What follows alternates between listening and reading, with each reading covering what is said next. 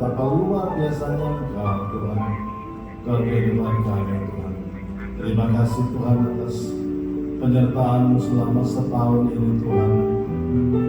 Terima kasih untuk perlindungan-Mu, pimpinan-Mu, berkat-berkat yang telah Engkau berikan dalam kehidupan kami Tuhan Yesus. Dan siapkan kami untuk memasuki tahun yang baru dan tuntunlah langkah kami Tuhan. Kami percaya bahwa Engkau adalah Tuhan yang sama kemarin, hari ini, bahkan selama-lamanya akan memimpin langkah kami ke depan Tuhan. Terima kasih Tuhan. Tenangkan hati kami untuk mendengarkan firman-Mu Tuhan. Dan biarlah hati kami itu menjadi tanah yang subur, sehingga setiap benih firman-Mu tertanam dan bertumbuh dalam kehidupan kami, menghasilkan perubahan, sehingga kehidupan kami Tuhan memperkenankan hati-Mu. Terima kasih Tuhan Yesus. Urapi hamba-Mu yang akan menyampaikan, urapi kami semuanya Tuhan Yesus. Di dalam nama Tuhan Yesus kami berdoa, dan setiap umat Tuhan yang percaya katakan amin. Silakan saudara duduk. Saudara, sebentar lagi kita akan mengakhiri tahun 2022 ini, dan sebelum kita mendengarkan firman Tuhan, ada pengumuman Natal Celebration, jadi perayaan Natal kita diadakan tanggal 24 dan 25. Bagi jemaat yang sering beribadah di Kutat, di tempat ini, diarahkan ke 25, tanggal 25 Desember, ya. Dan bagi yang lain seperti satelit JW, satelit Galaxy, satelit Ria dan Manua dan lain sebagainya, itu diarahkan tanggal 24 karena tidak cukup tempatnya kalau harus dari satu. Tetapi itu tidak kaku rigid gitu. Bagi saudara yang tanggal 25 tidak bisa menghadiri Natal karena ada urusan, saudara bisa juga menghadiri tanggal 24. Sebaiknya saudara mencari tiket masuk itu untuk tertibnya saja, supaya kita juga mencegah orang-orang yang tidak bertanggung jawab untuk masalah keamanan, ya, orang luar bisa datang dan lain sebagainya. Saudara yang akan menyampaikan firman Tuhan pada pagi siang hari ini, pertama kali menyampaikan firman Tuhan di gereja MBC Surabaya, seingat saya ya, pertama kali. Dan saya kenal dari beliau dari keluarga istrinya, karena saya kenal dengan papa mertuanya. Jadi waktu tahun 93 saya dan Ibu Mariani sebetulnya disiapkan untuk melayani di Kota Medan. Jadi 4 bulan di sana, 3 di sana. Tapi saudara, karena Pak Yeremia meninggal dunia, akhirnya saya harus tetap mengembalikan di tempat ini. Saya bertemu dengan keluarga ini, keluarga dari papa mertuanya tinggal di sana. Jadi istrinya beliau itu saya tahu dari kecil, jadi sangat dekat dengan keluarga tersebut. Dan ternyata dia menikah dengan seorang hamba Tuhan.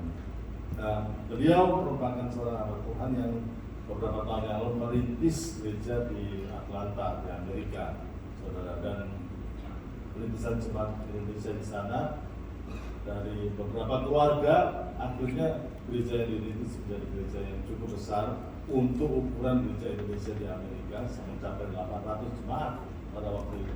Itu ukuran yang cukup besar. Tapi karena pimpinan Tuhan berbeda, akhirnya Tuhan membawa dia pulang bersama istri dan anak-anaknya. Tanpa saya panjangkan, let's welcome Pastor Agung.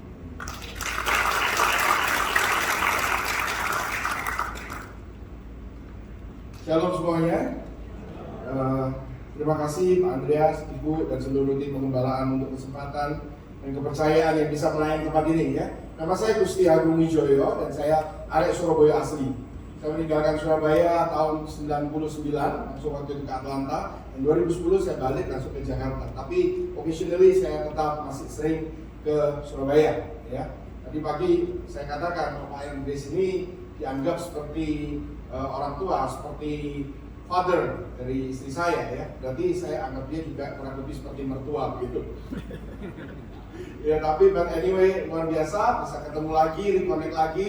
Jalan Tuhan itu amazing, ya. Kita percaya bukan satu kebetulan saya ada di tempat ini, bukan satu kebetulan juga saudara ada di tempat ini. Sebelum saya sampaikan firman, ya, saya tadi teringatkan, saya membawa buku, tapi sisa nggak banyak. Ya, buku ini diterbitkan Alex Media Gramedia, jadi bukan buku Kristen.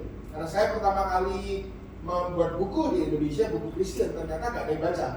Karena ternyata orang Kristen itu malas baca.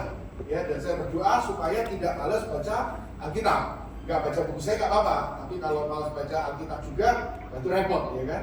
Jadi waktu itu saya membuat buku kedua dari Alex Media Gramedia, dan itu sudah sold out dan sempat bestseller. Dan sekarang buku yang ketiga juga diterbitkan Alex Media Gramedia, tapi sudah 4 tahun yang lalu. Jadi cuma sisa-sisa, bukan untuk sisa-sisa untuk saudara, tetapi daripada di rumah tidak menjadi berkat, jadi saya bawa. Tersedia dibawa, dan itu sangat bisa memberkati, sangat mudah dicerna, mudah dibaca. Saudara bisa bagikan buat mereka yang non-Kristen, dan semua adalah Bible based. Tanpa saya panjang, saya akan masuk ke dalam firman Tuhan. Saudara, tadi pagi saya juga ajarkan yang sama tentang Baruk Adonai. Apa itu Baruk Adonai? Bless the Lord, memberkati Tuhan. Nah, jarang kan kita dengar tema memberkati Tuhan. Seringkali kalau kita datang ke gereja, kita dengar tema bagaimana cara kita diberkati. Kita diberkati Tuhan. Ya, 7 langkah untuk sukses, 5 langkah untuk meraih berkat Tuhan, dan seterusnya. Tapi kita nggak pernah mikir bagaimana kita bisa memberkati Tuhan. Dan kita sangat bisa menjadi berkat buat Tuhan, dan kita sangat bisa memberkati Tuhan. Cuman selama ini kita anggap hubungan kita dengan Tuhan itu one way. Dari Tuhan ke kita selalu yang butuh, dan kita minta, harus Tuhan yang ngasih. Yes, it's almost Christmas. Kita semua punya doa. Kita berharap ada miracle of Christmas. Yang satu berharap keluarga dipulihkan, yang satu berharap kesehatan dipulihkan, ekonomi dipulihkan. Dan ini belum akhir tahun, belum tutup tahun, belum habis, tinggal beberapa hari. Saya percaya Tuhan masih bisa melakukan sesuatu yang besar dalam hidup kita, amin. Kita berharap Tuhan melakukan sesuatu yang besar dalam hidup kita. Gak salah kita berharap sama Tuhan. Dan kepada siapa lagi kita berharap kalau bukan kepada Tuhan, amin. Kita percaya bahwa tahun depan akan menjadi tahun yang lebih luar biasa. Tapi sementara kita terus berharap untuk Tuhan memberi, Tuhan memulihkan, Tuhan menyembuhkan, dan kita seakan-akan ibadah kita, hubungan kita dengan Tuhan itu cuma one way, Tuhan ke kita. Tapi kita tidak pernah berpikir, atau mungkin sebagian kita lupa bahwa Tuhan pun berharap ada sesuatu dari kita, bahwa kita juga bisa memberkati Dia. Nah, ini masalahnya jemaat biasa itu suka mengejar berkat dan mujizat. Tapi jemaat yang luar biasa itu suka memberkati Tuhan. Kita sering bisa simpati sama orang lain. Simpati itu rasa kasihan. Oh, kamu kok mengalami hal seperti ini, aku ikut kasihan sama kamu, ya kan? Tuhan nggak butuh simpati kita, nggak butuh. Karena Dia maha dan Dia very powerful. Dia nggak perlu kita belas kasihani. Sekalipun Dia membawa kayu salib, kita nonton The Passion of Christ, ya kan, kita nggak perlu kasihan sama Tuhan, karena Dia lakukan itu secara sukarela, dan Dia lakukan itu dengan sukacita, karena begitu besar cintanya kepada saudara dan saya, dan sehingga Dia mau mengorbankan dirinya sendiri dalam rupa manusia, mengosongkan dirinya, mati di atas kayu salib untuk saudara dan saya. Dia lakukan itu dengan sukacita, Dia lakukan itu dengan kasih, dan Dia nggak perlu belas kasihan kita. Tapi ada kata yang kedua, yaitu empati. Empati itu bukan belas kasihan, tetapi empati itu ikut merasakan apa yang dirasakan orang itu. Jadi lebih dalam, lebih deep. Jadi kalau ada orang merasakan kesedihan gitu, kita nggak cuma kasihan ya kamu ya, tetapi kita ikut merasakan gimana sih seakan-akan kalau aku jadi dia. Nah, dalam hal empati, ini Tuhan perlu. Kita bisa merasakan Tuhan, dan sebaliknya pertanyaannya, apakah saudara bisa merasakan hati Tuhan? Kita selalu percaya Tuhan tahu bahasa air mata kita. Tuhan tahu ketika kita membutuhkan sesuatu. Tuhan tahu ketika kita tersakiti. Tuhan merasakan apa yang kita rasakan. Yes, amen. Tapi pernahkah kita berpikir bahwa apakah kita juga pernah merasakan bahwa Tuhan ingin sesuatu dari kita, Tuhan ingin waktu kita, Tuhan ingin worship kita, Tuhan ingin sesuatu yang kita bisa berikan yang Dia tidak bisa miliki tanpa kita berikan secara sukarela, yaitu memberkati Dia. Memberkati Tuhan itu apa sih? Tuhan gak perlu diberkati dengan sesuatu yang Dia bisa ciptakan. Dia Dia nggak perlu materi, dia nggak perlu sesuatu yang ada di dunia ini, semua isinya dia nggak perlu karena dia bisa ciptakan. Tapi ada sesuatu yang dari dalam diri kita yang kita bisa berikan kepada dia, dan dia tidak bisa terima, tidak bisa ambil tanpa kita berikan secara cuma-cuma. Apa itu? Hati kita. Kita diciptakan Tuhan itu sempurna sesuai rupa dan gambarnya. Nah, kita diciptakan luar biasa as a masterpiece. Waktu itu Tuhan berikan kita satu hak yang sangat spesial, yaitu kehendak bebas. Ketika Tuhan memberikan kita kehendak bebas, Tuhan melepaskan kontrol itu sepenuhnya kepada kita. Jadi kita mau milih ikut Tuhan, kita nggak mau ikut Tuhan, kita mau kepahitan, kita mau happy, kita mau menyembah Dia, kita mau lari dari Dia. Semua is up to you, it's all up to you. Kau bisa lakukan itu tanpa dia kontrol. Karena memang Dia menciptakan kita dengan kehendak bebas. Karena apa? Karena Dia memberikan kepercayaan yang penuh kepada kita. That's amazing. Itu satu kehormatan yang luar biasa. Nah, dari kepercayaan ini, Tuhan berharap dengan kesadaran, dengan iman, dengan ketulusan, engkau sadar bahwa Dia adalah Tuhan yang sudah berkorban, Dia adalah Tuhan yang begitu baik. Tanpa Dia hidup kita akan hancur, tanpa Dia hidup kita binasa. Dengan kesadaran penuh dan kerelaan, kita membawa sikap hati yang menyembah kepada Dia. Tanpa dipaksa, tanpa diminta, tanpa diancam, tanpa embel-embel berkat. Kita datang dalam keadaan apapun saat ini, baik dalam keadaan baik atau baik dalam keadaan kita bergumul, kita tetap bisa mengucap syukur, menyembah Dia, dan say, I love you Lord. Itu cara kita memberkati Tuhan. Saudara, setiap kali anak datang kepada saya, selalu ada maunya. Terutama cewek. Saya punya 3 anak. Satu 20 tahun, satu 10 tahun, satu 5 tahun. Jaraknya lama-lama, ya. Saudara bisa terjemahkan, mungkin salah satunya pasti kebobolan, ya kan? Nah, saudara, anyway, yang cewek ini yang tengah, ini sangat dekat dengan saya, dan dia sangat manipulatif. Ya, jadi dia tuh sama saya tuh dekat banget, dia tahu caranya gimana, ya kan? Dia bilang, Daddy, I want this, I want that. Saya bilang, ya beli, pakai uangmu sendiri. Ya udah, nggak apa-apa, beli dulu nanti I ganti. Dia tahu setiap kali saya beliin dia dan dia mau ganti saya selalu bilang, nggak usah, bawa aja uangnya. Dan akhirnya dia maunya lebih mahal.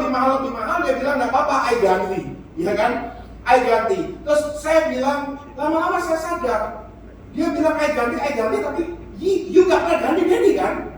Ya you gak pernah mau diganti. Ya soalnya Daddy katanya gak you ganti Daddy, uang you juga uang dari Daddy. So ngapain Daddy gak butuh uang you, tapi you jangan minta terus gitu loh. Iya kan? Saudara, tapi dia datang selalu ada maunya. Beda dengan adiknya yang kecil. Ada yang kecil itu cowok. Karena kalau saya bilang, aduh capek nih, jadi bilang capek nih, Asyur, namanya Asyur Karis Wijoyo, itu anak mujizat. Next time saya saksikan kalau ada kesempatan. Kalau dia lihat saya begini, dia bilang, oke Daddy, I massage you. Dia langsung massage saya, I didn't tidur, I injek you, I massage you. Alah, dia massage dia nggak ada rasanya sama sekali. Anak 5 tahun, badan saya kayak Hulk ini. Dia bilang, your body is so hard and just like Hulk gitu begitu. Dia kan, dia injek saya nggak rasa. Bukan rasanya, not what he's doing for me, but what he's willing to do to me. Kemauannya, keinginannya, kerelaannya melayani saya, itu yang memberkati saya. Suatu saat, anak saya cewek juga begitu. Dia datang sama saya, dia hug saya, dia kiss saya pagi hari, good morning Daddy. Lu mau apa?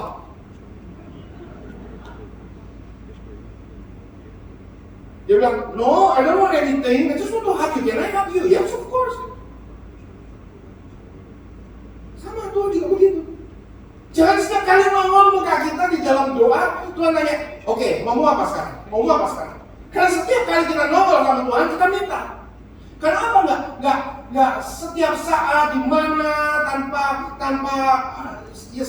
aja saudara jalan di mall, saudara di tempat kerja, saudara di mobil, saudara tiba-tiba bilang thank you Jesus. Ya maybe Tuhan bilang thank you for what? Everything. Karena kalau kita kita bilang thank you, pasti ada maunya, ada mujizat, ada kenaikan promosi, ada kenaikan gaji, ada dapat apa, dapat sesuatu, kesembuhan, baru kita bilang thank you. Sometimes kita nggak perlu dapat apa-apa to say thank you, because your life, hidupmu itu adalah anugerah. And kau harus thank you every day sama Tuhan. Setiap kali kita bangun itu thank you, itu kesempatan buat kita. Just say thank you. I love you Jesus. Why? You love me? Yes, because I just love you. Tuhan menggambarkan yang seperti ini. Bahasa cinta saya sama istri saya beda. Bahasa cinta istri saya itu action. Kalau bahasa love language saya itu quality time. Saya kasih tahu saudara, tapi bukan berarti ada maksud yang lain. Ya kan? Quality time, the word of affirmation, and touch. Jadi saya ini lebih mirip Tuhan. Kayak Maria, duduk diam di kaki Tuhan, quality time. Nah kalau istri saya kayak Martha, wah dia pokoknya kerja, dia merasa itu untuk kasih, ya kan? Tapi istri saya di sisi lain, dia juga punya karakter yang sangat beda dengan Tuhan. Dan ini dimiliki oleh istri-istri kebanyakan. Dia itu maha benar. Cuma bedanya tipis sama Tuhan. Kalau Tuhan maha benar, karena memang dia benar. Kalau wanita biasanya dia merasa dia maha benar, dan dia nggak selalu benar. Dia kan, haleluya. Lebih lama merasakan.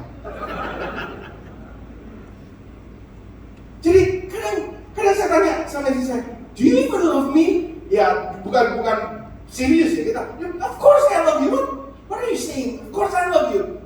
Kenapa you sometimes kok nggak ada cemburu-cemburunya gitu loh? Emang apa yang lu memang mau dicemburuin? Emang apa alasan gue harus cemburu? Ya at least kalau ada cemburu dikit kan kayaknya gue merasa berharga gitu loh. Bucin banget deh. Iya kan? Bucin banget deh. Gitu kan? Saya bilang orang lain dicemburuin setelah ini. Karena dia nggak even tanya gimana begitu, dia cuma say good morning apa begitu ya. Nah beda. Kalau tiba-tiba dia bilang good morning Daddy, happy Sunday, selamat melayani. Oh itu kayak surga itu turun melingkupi saya. Word of affirmation. Saudara jangan ketawa, saudara menertawakan Tuhan karena bahasa cinta Tuhan demikian. Tanpa apa-apa tiba-tiba saudara bilang Tuhan, I love you Jesus. Saudara tahu hati Tuhan berbunga-bunga loh. Apalagi dalam keadaan engkau bergumul, keadaan engkau tertekan, mujizat belum datang, Tuhan tahu ada banyak air mata, dan kau bangun pagi, engkau berlutut, kau bilang thank you Jesus, you're awesome. Tanpa engkau hidupku bukan apa-apa. Terima kasih untuk hari ini. Terima kasih sincere, sungguh-sungguh dari hatimu. Saudara, itu sangat memberkati Tuhan. Mazmur 103 ayat 1 dan 2. Mazmur Daud, pujilah Tuhan hai jiwaku dan segenap batinku. Pujilah namanya yang kudus, pujilah Tuhan hai jiwaku dan janganlah melupakan kebaikannya. Di dalam bahasa Indonesia katakan pujilah Tuhan. Tetapi di dalam bahasa aslinya kata pujilah itu sesungguhnya diambil dari kata barak atau blessing, berkati. Berkatilah Tuhan. Dalam King James Version lebih jelas dikatakan bless the Lord, O my soul, and all that is within me, bless His holy name. Berkatilah Tuhan hai jiwaku dan segala yang ada di dalamku, berkatilah nama kudusnya. Jadi memberkati Tuhan itu dengan penyembahan, memberkati Tuhan itu dengan pujian, dan pujian penyembahan itu bukan selalu dalam bentuk lagu. Seringkali kan kalau lagu pelan itu worship, lagu cepat itu praise, ya kan? Itu kan bahasanya tim musik, ya kan? Tapi kalau bahasanya Tuhan praise and worship itu bukan lagu cepat, lagu pelan, atau lagu disco, atau lagu apa. Bahasanya Tuhan praise and worship itu adalah sikap hati. Sikap hati. Tadi pagi saya bilang lebih baik kalau hatimu, sikap hatimu menyembah. Mungkin kau bergumam lagunya iklan apa, iklan shampoo atau iklan sabun di TV kau pernah dengar, kau humming, tapi hatimu bersyukur, bersuka cita, memuji Tuhan, itu lebih kudus daripada engkau nyanyi kudus, kudus, kuduslah Tuhan, tapi otakmu ada di rekening.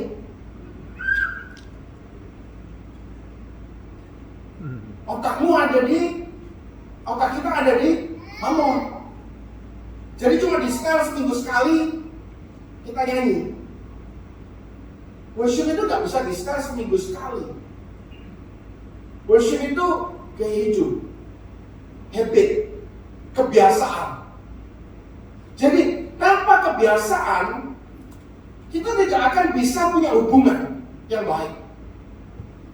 Saudara akan pernah bisa menjalin hubungan, makanya saya nggak pernah percaya dengan kata istilah cinta pertama, cinta pada pandangan pertama, nggak bisa. Kagum pada pandangan pertama, yes. Karena cinta itu harus dibangun di dalam sebuah pengenalan.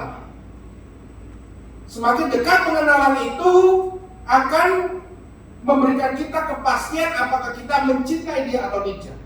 Nah kalau kenal aja enggak, tahu kebiasaannya aja enggak, karakternya aja enggak, terus tiba-tiba bilang I love you. Itu bukan I love you, bukan love tapi lust.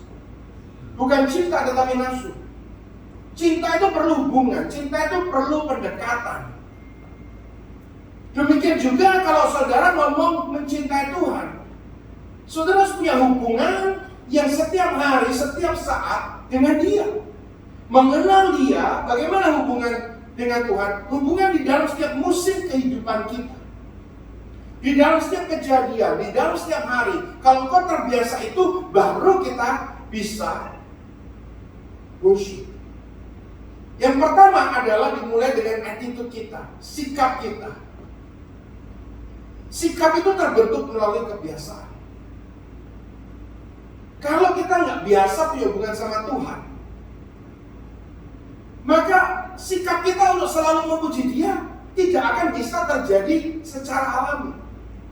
Mungkin akan terjadi kalau saudara dengar khotbah ada amin, amin, begitu ya kan, ada kesaksian, terus saudara terbangun dari kesaksian itu, terus baru saudara bilang, oh ya Tuhan itu baik ya, amin. Tapi setelah itu saudara kembali ke masa lalu lagi, engkau kecewa lagi dan kau stop, engkau nggak bisa menyembah dia lagi.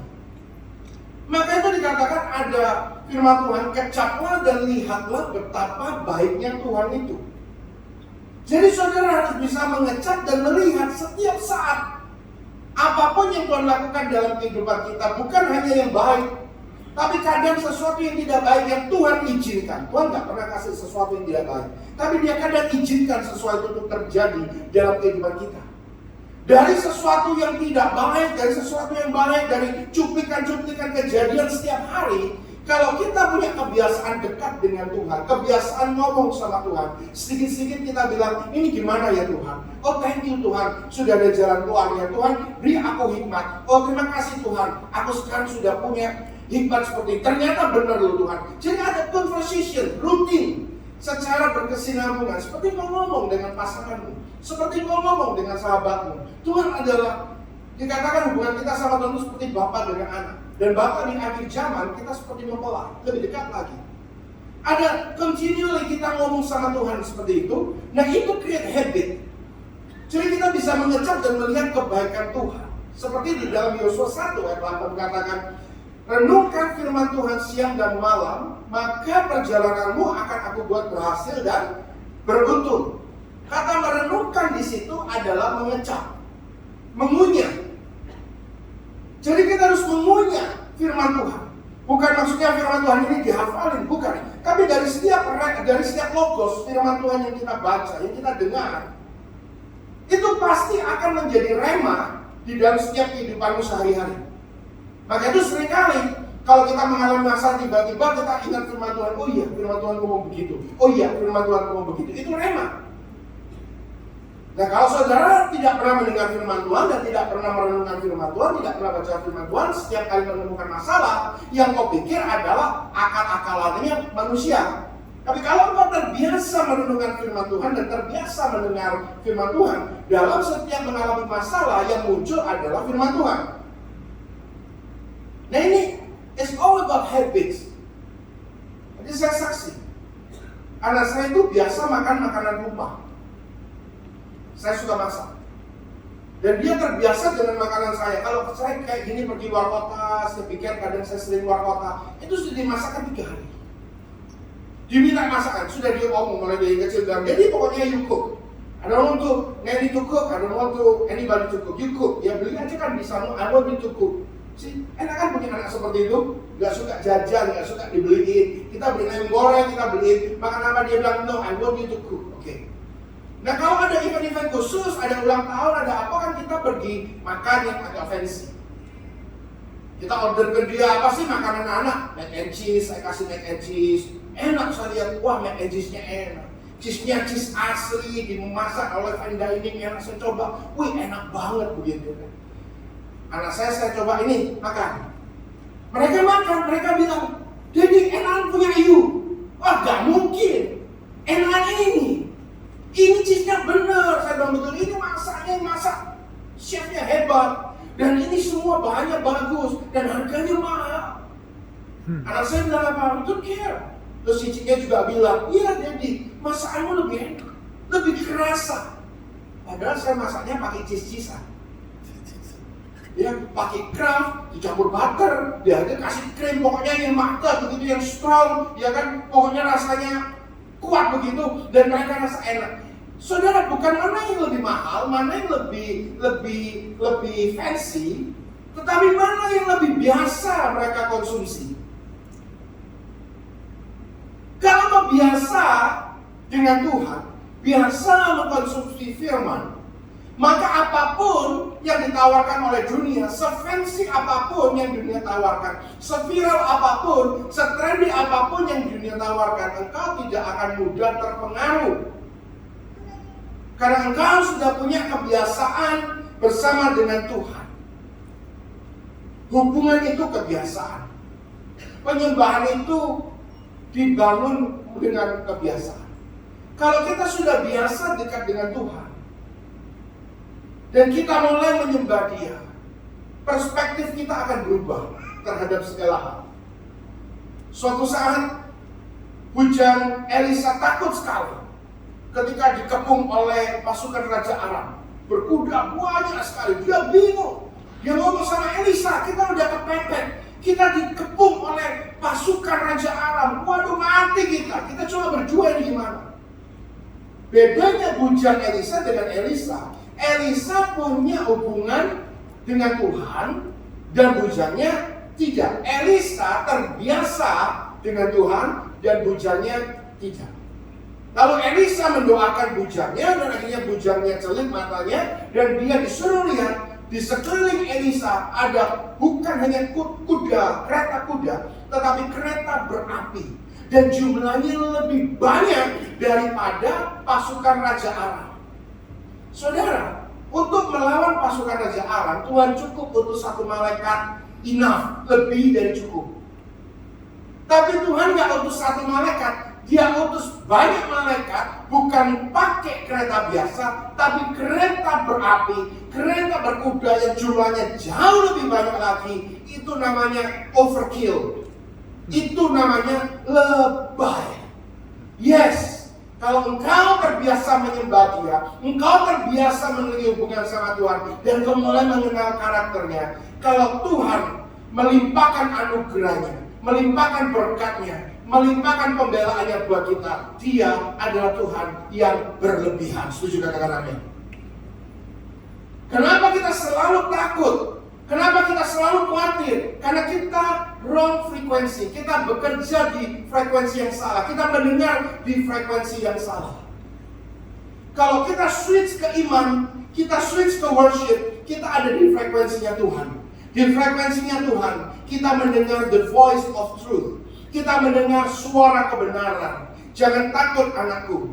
Yang menyertai kau lebih besar dari yang melawanmu. Roh yang ada di dalammu lebih besar daripada roh yang ada di dalam dunia. Engkau aku pakai menjadi kepala dan bukan menjadi ekor. Engkau berharga seperti biji mataku. Apapun yang dunia label terhadapmu itu tidak benar. karena aku melabel engkau sebagai mahakarya yang aku ciptakan serupa dan segambar dengan aku. Itu frekuensi iman. Tapi kalau engkau switch ke frekuensi dunia, ke ketakutan, ke ketamakan, terus rasa kurang, terus minta, ya, ketagihan mujizat, akhirnya tamak, terus mudah khawatir, mudah takut, di situ frekuensinya iblis yang bekerja. Kalau iblis yang bekerja, hidupmu tidak akan pernah puas, hidupmu tidak akan pernah bersyukur, dan kau akan selalu merasa kurang, khawatir, dan takut. Kau akan diperlihatkan oleh iblis untuk membanding-bandingkan orang lain. Lihat itu orang itu nabur kagak, hidupnya lebih enak. Lihat orang itu hidupnya gak benar, tapi dia lihat semua dia ada. Lihat hidupmu sekarang, engkau melayani, engkau hidup benar, engkau punya integritas. Apa yang kau dapatkan? Tidak ada apa-apa kan? Tidak ada perubahan kan? Itu frekuensinya iblis. Dunia ini hari-hari ini, apalagi zaman sosial media, semuanya penuh kepalsuan. Semuanya diukur lewat tren, lewat likes, lewat followers. Saudara tahu kan, kalau followers yang banyak, kalau likes yang banyak, kalau yang tren itu belum tentu punya kualitas yang terbaik. Coba gampangan aja, saya hobi kuliner. You Google aja saudara. Misalnya saudara visit ke satu kota, saya kan sering keliling dari kota ke kota. Saudara mau makan apa misalnya? Dan saudara mau makan Japanese, Google aja. The best Japanese restoran, pasti yang keluar restoran-restoran yang sejuta umat. Ya kan? Tapi kalau saudara mau benar-benar tahu restoran yang the best, saudara nggak bisa cari di Google sih. Saudara carinya ahli kuliner, orang-orang benar-benar tahu makan, dan biasanya itu lebih eksklusif. Maka itu, jangan suka ikut tren. Tren dunia ini makin hari makin turun. Kalau kau ikut tren dunia, hidupmu akan naik turun, dan semakin hari semakin turun. Kalau kau ikut trennya Tuhan, mungkin hidupmu juga akan terkesan naik turun, tapi pada akhirnya grafikmu akan naik. Karena Tuhan tidak pernah membawa engkau turun, Dia selalu membawa engkau naik. Engkau bisa jatuh 1 kali, tapi engkau akan bangkit 7 kali lebih kuat. Setuju kata aku? Nah, dari kebiasaan ini baru kita bisa create worship. Baru bisa tercipta worship yang seperti apa? Dalam Yohanes 4:21-24 dikatakan Yesus bercakap-cakap dengan wanita itu. Dia katakan, hai perempuan, saatnya akan tiba bahwa kamu akan menyembah Bapa bukan di gunung ini, bukan juga di Yerusalem, tapi kamu akan menyembah apa yang tidak kamu kenal. Tapi kami menyembah apa yang kami kenal. Sebab keselamatan datang dari bangsa Yahudi, tetapi saatnya akan tiba dan sudah tiba sekarang, bahwa penyembah-penyembah benar akan menyembah Bapa di dalam roh dan kebenaran. Sebab Bapa mengendaki penyembah-penyembah yang demikian. Jadi kalau kita sudah punya habit, punya kebiasaan, kita bisa menyembah Dia. Bagaimana kita menyembah Dia? Di dalam roh dan kebenaran. Tuhan adalah roh, kita nggak bisa sembah Dia pakai daging. Pak, nyembah pakai daging itu nyembah yang kayak apa? Nyembah pakai daging itu nyembah pakai emosimu, nyembah dengan apa namanya keyakinan transaksional. Jadi kalau aku nyembah, kau harus berkati aku. Karena aku sudah nyembah Tuhan, karena aku sudah ibadah Tuhan, karena aku sudah berkorban Tuhan. Nah saatnya sekarang Tuhan berkati aku, kok nggak diberkati Tuhan? Dia itu nyembah pakai daging. Ada juga orang yang nyembah pakai daging secara emosi, secara ego, secara sugesti, tapi nggak benar-benar dia longing for God, nggak benar-benar dia mencintai Tuhan, menantikan Tuhan. Tapi just because aja karena dia Kristen dan dia suka nyanyi, dia bisa nyanyi. Dan dia enjoy aja daripada stres gua nyanyi aja. Tapi yang Tuhan inginkan bukan penyembah yang demikian, tapi penyembah di dalam roh. Artinya rohmu yang menyembah Dia dan di dalam kebenaran. Nah, gak ada satu orang pun benar, bukan? Gak ada. Sedangkan Tuhan bilang, tanpa kekudusan tidak ada seorang pun melihat aku. Nah, kita semua ini kalau tidak dibenarkan oleh darah Kristus, gak ada yang kudus, gak ada yang benar. Gak ada yang layak. Saudara boleh ngomong, aku sudah lakukan hukum ini, hukum itu, dan seterusnya. Tapi percayalah, tidak ada satu hukum pun, tidak ada satu Taurat pun yang membuat engkau layak di hadapan Tuhan karena sudah gagal. Karena gagal, maka Tuhan Yesus turun ke bumi 2000 tahun yang lalu mengambil rupa manusia, berkorban untuk saudara dan saya, untuk memperdamaikan, untuk membenarkan kita, sehingga kita bisa dengan keberanian masuk ke tahtanya, ke takhta kudusnya, untuk menyembah Dia. Sudah tidak ada batasan lagi. Tuhan itu maha. Tapi ada sedikitnya 3 hal yang saya lihat yang dia tidak bisa lakukan. Dia bisa lakukan semuanya. Dia maha segalanya. Dia punya power untuk bisa melakukan semuanya. Tapi ada 3 hal at least yang dia tidak bisa lakukan. Yang pertama, dia tidak bisa berdosa. Itu jelas. Dia tidak bisa berdosa. Karena dia the most holy. Dia sangat kudus. Yang kedua, dia tidak bisa menyangkali firman-Nya. Artinya apa? Apapun yang dia firmankan, itu tidak bisa dia override begitu saja, dia batalkan begitu saja. Kalau dia bilang tanpa kekudusan tidak ada seorang pun melihat Tuhan, maka benar. Kalau tanpa kekudusan tidak ada satu orang pun melihat Tuhan, dan tidak ada satu orang pun kita yang cukup kudus. Maka itu untuk supaya kita bisa punya hubungan lagi, tidak terpisah karena dosa, dia mati buat kita. Dia bayar. Dia nggak hapus gitu aja, karena dia nggak bisa menyangkal firman-Nya. Dia fair. Dia bayar dengan darahnya. Sehingga waktu dia sudah bayar dengan darahnya, kita bisa reconnect dengan Tuhan. That's amazing. Dia nggak bisa menyangkali firman-Nya. Maka itu, kalau cuma kepingin diberkati secara materi, saudara, sejujurnya, saya mau katakan, ada prinsip berkat. Gini, kalau kita ingin diselamatkan, we have to receive and believe the person of Jesus. Kalau untuk diselamatkan. Kalau untuk diberkati, kita harus melakukan the principle of Jesus. Firman Tuhan. Nah, kalau cuma mau diberkati saja, kok gak perlu percaya Yesus? Lakukan aja firman Tuhan. Apa itu? Jujur, integritas, timbangan nggak serong, nggak korup, dan seterusnya. Zaman saya dulu, engkau saya dan seterusnya itu jujur banget. Pokoknya diberkati. Karena apa? Tuhan nggak bisa menyangkali firman-Nya. Saudara, maksud saya, kalau cuma untuk berkati, lakukan aja firman Tuhan, pasti berkati. Karena berkat itu kondisional. Tapi salvation itu unconditional. Bedanya. Berkat itu kau lakukan ini, kau akan diberkati. Makanya kalau saudara lihat tentang berkat, ya dalam Ulangan, lakukan ini kau akan berkati, lakukan ini kau akan berkati. Tapi salvation jelas dikatakan bukan karena perbuatanmu, tapi karena kasih karunia. Jadi kalau kita terfokus hanya apa yang Tuhan bisa beri kepada kita, kita nggak akan pernah bisa menyembah. Karena kita cuma tahu prinsipnya, tapi kita tidak kenal personnya. Kalau kita mau menyembah, bukan hanya melakukan prinsipnya, principle of Jesus, tapi kita harus mengenal secara dekat the person of Jesus.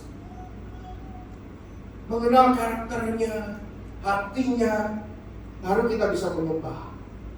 Di dalam roh, yaitu roh kita menyembah, dan kebenaran, yaitu kita sudah dibenarkan. Yang terakhir, karena kebiasaan kita bisa menyembah. Bagaimana kita menyembah? Di dalam roh dan kebenaran.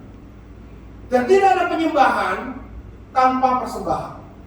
Tidak ada penyembahan tanpa korban. Itu kayak gini loh, kalau pacaran bilang, I love you, tapi dia nggak mau korban. Jemput dong kan, gue capek.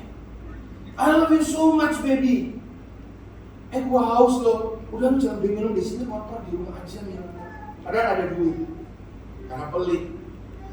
Tidak mau berkorban, tidak mau berbuat sesuatu, ya, tidak mau mengalah. Itu tong kosong dari dunia. Engkau nggak bisa ngomong worship Tuhan tanpa ada sacrifice. Nah, sacrifice apa yang Tuhan inginkan?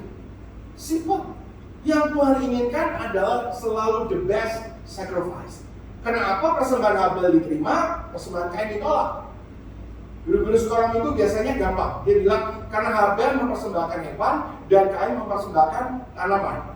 Berarti di sini artinya engkau ngomong bahwa Tuhan karnivor. Ya kan? Padahal tidak demikian. Saudara, coba kita tarik ke belakang. Pada zaman itu manusia tidak memakan hewan. Manusia memakan hewan setelah Nuh turun. Kejadian 10 kalau nggak salah, turun dari bahtera. Dan sejak itu Tuhan bilang semua binatang yang merayap dan yang apa itu adalah menjadi makanan. Tapi sebelumnya manusia itu vegetarian. Kau perlu tahu, zaman Kain dan Habel itu vegetarian. So, saya yakin Kain mempersembahkan yang terbaik juga dari hasil tanamannya. Tapi Kain itu sekaligus dia bercocok tanam untuk dirinya, sekaligus dia kasih ke Tuhan. Apakah kurang baik? Enggak juga, dia kasih yang terbaik. Tapi Habel lebih baik. Kenapa? Karena Habel all out. Gak ada yang makan domba, tapi dia ternak domba. Buat apa dia ternak domba? Hanya untuk dipersembahkan kepada Tuhan. Bagaimana dia mengerti? Saya percaya karena dia selalu mendengar orang tuanya. Mungkin orang tuanya cerita, dulu papi mami dosa di Taman Eden, terus ada darah pertama dipersembahkan oleh Tuhan, dikorbankan, dan kainnya untuk menutupi kami dan seterusnya. Maka ditangkap, harus ada korban untuk penghapusan dosa, harus ada penyembahan atau persembahan untuk itu. Maka dikorbankan hewan yang terbaik, yang the best. Hari ini engkau gak perlu bawa kambing bakar. Bukan itu yang Tuhan mau. Bukan sesuatu yang dia bisa ciptakan dan create. Tapi yang Tuhan mau adalah sesuatu yang paling berharga dari dirimu. Saya nggak tahu apa. Buat orang yang punya uang banyak tapi waktunya sedikit, dia lebih baik. Udah, gua kasih aja, sumbang uang aja. Tapi gua nggak ada waktu pelayanan, Pak. Maaf, Natal ini gua nggak bisa. Nanti juga tahun depan awal tahun mungkin saya cuti dulu ya. Waktunya sangat terbatas. Kayaknya dia orang paling sibuk di muka planet bumi. Tapi kalau uang nggak apa-apa, uangnya banyak. Tapi ada juga orang yang waktunya banyak, tapi dia nggak, bukan uangnya nggak banyak, uangnya ada, tapi waktunya lebih banyak. Jadi gua kasih waktu aja deh, gua jagain gereja deh. Gereja buka jam berapa? Saya jam 5 deh sampai di gereja. Gereja tutup jam berapa? Jam 5 sore, nggak apa-apa, saya tunggu sampai jam 7, saya pastikan semuanya aman. Tapi jangan nyumbang ya Pak. Karena apa? Karena hitungannya ketat di sini Pak. Kalau saya kasih dikit nanti bunganya turun, ini nanti 1 tahun saya lebih berapa? Wah, untungan banget sama Tuhan. Ada yang kayak begitu. Tapi apa yang paling berharga dalam hidupmu? Mungkin bukan uang, mungkin bukan waktu, mungkin apa? Karaktermu. Mungkin kebaikanmu. Kalau di gereja ini mungkin nggak ada, saya yakin nggak ada. Mungkin di gereja lain ada. Tukang gosip misalnya. Tukang ngomongin orang. Tukang iri hati. Nah itu semua adalah persembahan yang harum ketika kita persembahkan kepada Tuhan. Mungkin apa yang paling kau sayangi dalam dunia ini? Kalau tadi Pak Andreas bilang golf. Gak harus mempersembahkan golf. Kita sama-sama suka padang rumput hijau, tapi kita punya visi yang berbeda. Setiap kali lihat padang rumput hijau, Pak Andreas lihat golf. Kalau saya lihat padang rumput hijau, saya lihatnya kennel anjing herder. Ya, saya akan bangun kennel yang besar, anjing yang banyak. Ya, semua orang punya hobi, enggak, Tuhan enggak cemburuan seperti itu. Tuhan itu cuma mau ngetes apakah sesuatu itu lebih berharga daripada dia. Abraham bawa Ishak. Kenapa dia nggak bilang Abraham bawa Sarah? Kalau dia bilang bawa Sarah, pasti Abraham bilang praise the Lord. It's time for upgrade. Ya kan? Bawa Ishak. Stres nggak? Baru dikasih. Baru kesaksian keliling ke cabang-cabang.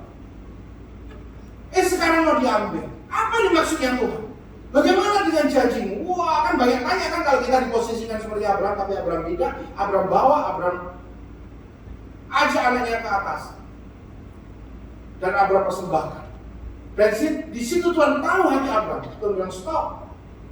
Dan digantikan oleh domba jantan. Kita tahu kisah itu. Dan di atas gunung itu Abraham memanggil dia Jehovah Jireh.